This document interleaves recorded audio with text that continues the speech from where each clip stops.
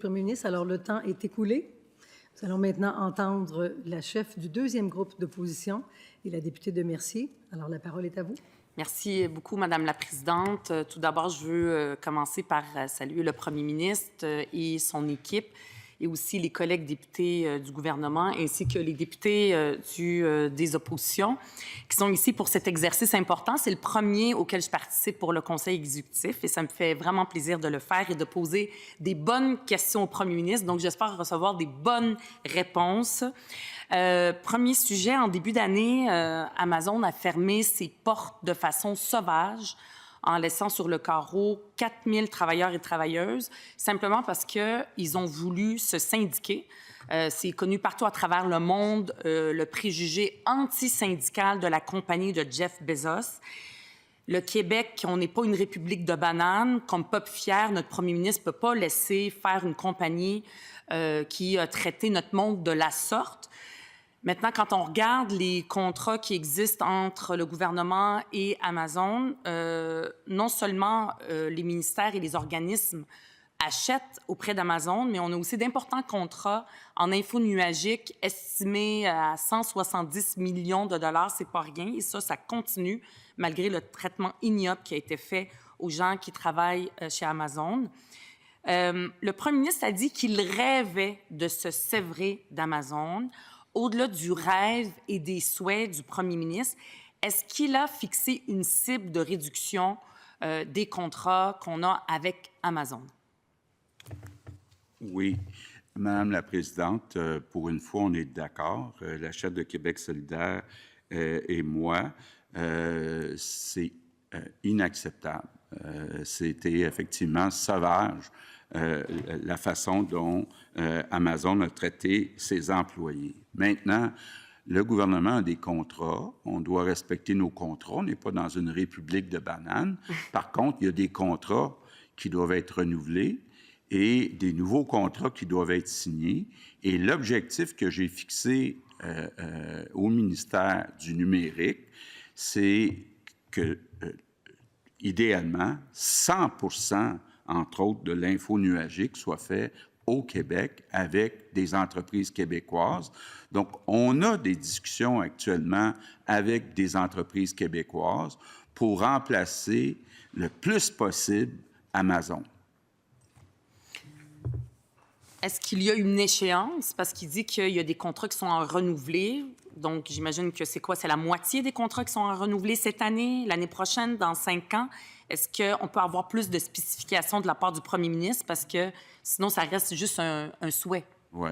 Bien, il est un peu tôt parce que j'ai demandé, surtout depuis les menaces de Donald Trump, qu'on cesse le plus vite possible de faire affaire avec des entreprises américaines dans le numérique. Donc, on est en train d'évaluer. Ce que j'ai demandé, c'est qu'on en fasse le plus possible. Donc, au cours des prochains mois, je pourrai répondre de façon plus détaillée à la question de la chef du deuxième groupe d'opposition. Donc, je comprends qu'il n'y a pas de cible. La cible, c'est le plus possible. Puis un jour, on ne sait pas quand, 100%, on ne fait plus affaire avec Amazon, mais on ne sait pas si c'est cette année, dans 5 ans, dans 20 ans. Ça, il n'y a pas de précision. On va avoir des réponses plus tard. Donc, j'aurai l'occasion de reposer des questions là-dessus au premier ministre. Il y a aussi... parce que ce qu'on a vu, c'est un communiqué de la part du Conseil du Trésor qui a simplement dit qu'il faudrait une signature supplémentaire. Donc, on continue à faire affaire avec Amazon. Mais là, je comprends que les gens ne pourront plus signer, les gens en haut des ministères et des organismes, signer quand il s'agit de faire affaire avec Amazon. C'est terminé, ça.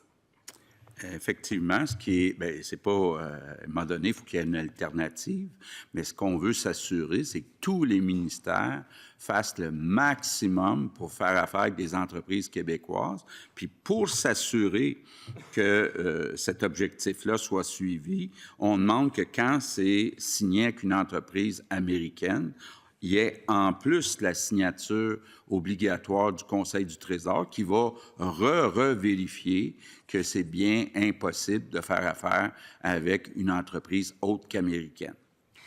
Donc, parce que je comprends les souhaits puis les paroles que le ministre que le premier ministre mentionne. Mais ce qui est important, c'est si on veut être sérieux, hein, le premier ministre est un comptable, il aime ça travailler avec des tableaux de bord, il faut avoir une cible, il faut avoir des objectifs. On a beaucoup parlé aussi, là, il n'y en a pas vraiment de précis, c'est un souhait, puis éventuellement, on va faire notre possible. Et c'est possible de continuer à faire affaire avec des compagnies américaines, dont Amazon, s'il n'y a pas de remplacement, c'est ce que j'entends. Je ne sens pas comme quelque chose de très, très ferme de la part du premier ministre. Nous, à Québec solidaire, on a proposé, par rapport à l'achat local, d'avoir un quota. Un quota, ce n'est pas juste un souhait de 75 c'est obligatoire. Que pense le premier ministre de cette proposition de Québec solidaire? 75 un quota. Oui. Bien, j'aimerais voir les détails du calcul de Québec solidaire. Je ne sais pas si ça s'applique pour la nourriture dans nos hôpitaux, dans nos écoles, si ça s'applique pour le numérique. Est-ce que le pourcentage est le même pour les aliments que pour le numérique? Il faut voir là, ce qui est disponible, mais j'aimerais, si la chef de Québec solidaire est d'accord avec ça, qu'elle nous partage ses calculs, ça pourrait peut-être nous aider à accélérer notre travail. Bien, nous, à Québec solidaire, on a une opposition qui fait des propositions. Hein? Oui. Et on en fait une. On pourrait fournir les calculs. Je ne sais pas si le premier ministre va les prendre. Maintenant, c'est le premier ministre qui est au gouvernement, qui est à la tête d'un gouvernement. Je lui demande s'il y a une cible pour Amazon. Il me dit qu'il n'y a pas de cible. J'aimerais, je souhaite qu'un jour, on fasse notre possible, puis on ne sait pas si on va y arriver. C'est ce que j'entends. C'est pas très, très sérieux et rigoureux. Après ça, quand on parle d'achat local, et là, je parle de tous les achats du gouvernement, c'est quand même un poids important. Tous les contrats, tous les achats, oui, par exemple, dans les cafétérias, que ce soit dans les écoles, en santé. Et là, nous, on propose 75 Si lui trouve que c'est beaucoup, bien, c'est quoi sa cible? C'est quoi son quota? Pas une cible, un souhait pour y arriver, mais un quota. Ça veut dire que ça devient une cible obligatoire qui doit être atteinte avec un plan d'action. J'ai pas entendu l'ombre d'un plan d'action pour l'achat local. Ça reste des slogans et des beaux souhaits. Est-ce qu'il y a une cible, oui ou non? Oui. Madame la Présidente, d'abord, j'ai hâte de recevoir le détail des calculs de Québec solidaire. Vraiment hâte, là, puis on est public ici, donc tout le monde est au courant là, que la chef de Québec solidaire va m'envoyer ses calculs, comment elle arrive aux 75 Maintenant, Madame la Présidente, si on parle d'abord des aliments, on a établi un tableau de bord. On veut ajouter 1,5 milliard par année d'achats québécois additionnels. Donc, il y a une cible de fixée. On va pouvoir la comparer avec celle de Québec solidaire. Donc, voir, nous, on est à 1,5 milliard pour les aliments. À combien Québec solidaire évalue les achats québécois additionnels qui pourraient être faits. Donc, très, très hâte, Madame la Présidente, d'avoir les calculs, le détail des calculs du 75 de Québec solidaire. Moi, je n'ai pas de cible de la part du premier ministre. Nous, ici, on n'a pas des ministères et des organismes et une armée de fonctionnaires. Là. Notre équipe, mes fonctionnaires sont ici, ce pas des fonctionnaires. On n'a pas tout ça. Et on a fait une proposition, puis je pourrais très bien la proposer au premier ministre. Mais moi, en ce moment, ce que j'entends, je n'entends pas de quota et de cible en pourcentage pour arriver à faire réellement de l'achat local, pas juste un souhait, mais une vraie politique avec des cibles. La même chose pour Amazon. Moi, pour Amazon, je n'en reviens pas à quel point je sens beaucoup de mollesse dans la volonté du premier ministre de mettre au pas cette compagnie qui ne s'est pas gênée de traiter de la sorte nos employés. Si je résume bien, on a une compagnie multimilliardaire qui appartient à un riche Américain multimilliardaire qui a mis à la porte nos travailleurs et travailleuses en les traitant comme des moins que rien. Et la réponse du premier ministre, c'est de dire que lui aussi, il trouve ça inacceptable, mais on va essayer de faire notre possible, puis peut-être que plus tard, on va quand même continuer à faire affaire avec Amazon. Ça me fait penser, je vais aller à mon autre sujet sur les tarifs de Trump, justement.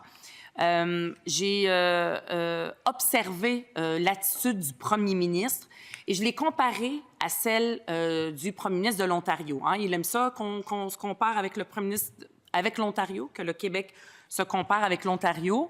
Puis, j'ai senti que c'était très mou dès le départ, dès la guerre tarifaire de Trump, avec ses menaces, il y avait quelque chose de très mou. Il a refusé d'utiliser les leviers que nous avons au Québec, alors que si je regarde Doug Ford, il a brandi plusieurs menaces face à Trump, de résilier le contrat avec Starlink, de couper l'hydroélectricité, l'exportation d'électricité aux États-Unis. Il était sur toutes les tribunes. Je ne sais pas comment qualifier l'attitude du premier ministre. C'est comme une peur de déranger le monstre, comme une sorte de nez pour un petit pain. On ne va pas trop le déranger. Pourtant, on a des leviers importants, notamment notre hydroélectricité. Il n'y a pas juste Québec solidaire qui a proposé de couper notre hydroélectricité, d'augmenter les tarifs, mais il y a aussi Michael Sebia, donc le PDG d'Hydro-Québec, qui a dit que face à un intimidateur comme Donald Trump, fallait tout mettre sur la table jusqu'à couper notre hydroélectricité. Pourquoi est-ce que le premier ministre refuse d'utiliser notre hydroélectricité comme levier de négociation avec Donald Trump? Bon. Madame la Présidente, d'abord, je veux revenir sur la première question. Je répète que concernant les aliments, on a des objectifs. On a 1500 établissements qui représentent 93 de l'ensemble des établissements qui se sont fixés une cible. Puis la cible, ça donne 1,5 milliard de plus d'achats québécois.